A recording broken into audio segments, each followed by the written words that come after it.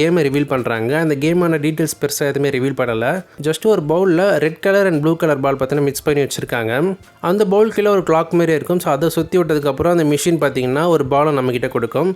ஒவ்வொரு பிளேஸுமே வந்து ஒவ்வொரு கலர் பாலை பார்த்தீங்கன்னா எடுத்துகிட்டு போகிறாங்க. அந்த பாலுக்கு ஏற்ற மாரி அந்த டீமையும் பார்த்தீங்கன்னா பிரிக்கிறாங்க. நம்ம ஜீவனுக்கு ரெட் கலர் பால் வந்திருக்கும். ஸோ அவர் ரெட் கலர் இந்த ஜாக்கெட்டை போட்டு ரெட் கலர் டீமில் பார்த்தீங்கன்னா இருக்க போகிறாரு. அண்ட் அடுத்து ப்ரெக்னென்ட் லேடியை காமிக்கிறாங்க. அவங்க போன சீசன்லேயே சர்வை பண்ணியிருப்பாங்க. போன சீசன்லேயே நிறைய கமெண்ட்ஸ் நான் பார்த்தேன், இந்த ப்ரெக்னென்ட் லேடி மட்டும் சாகக்கூடாதுன்னு சொல்லிட்டு. அதுக்கேற்ற மாதிரி தான் அமையும் நினைக்கிறேன். டீசரோட முடிவில் ஒரு குழந்தை அழுகிற மாதிரி காமிச்சு முடிச்சிருப்பாங்க. கண்டிப்பாக இவங்களோட குழந்தை தான் பிறந்திருக்கும். பட் குழந்தை மட்டும் பிறந்துட்டு இவங்க அம்மா இறந்துருப்பாங்களா இல்லை இவங்க சர்வே பண்ணியிருப்பாங்கன்றது தெரியல. சும்மா ஒரு கெஸ்ட் தான் நம்மளால் இப்போ பண்ண முடியும். எதுவுமே 100% ஷூராக சொல்ல முடியாது. ஃபுல்லி அவங்க ப்ரெக்னென்ட் லேடி கொல்ல மாட்டாங்கன்னு தான் நினைக்கிறேன். ஏன்னா ஆடியன்ஸுமே அதான் எதிர்பார்க்குறாங்க, கொல்லக்கூடாதுன்ட்டு.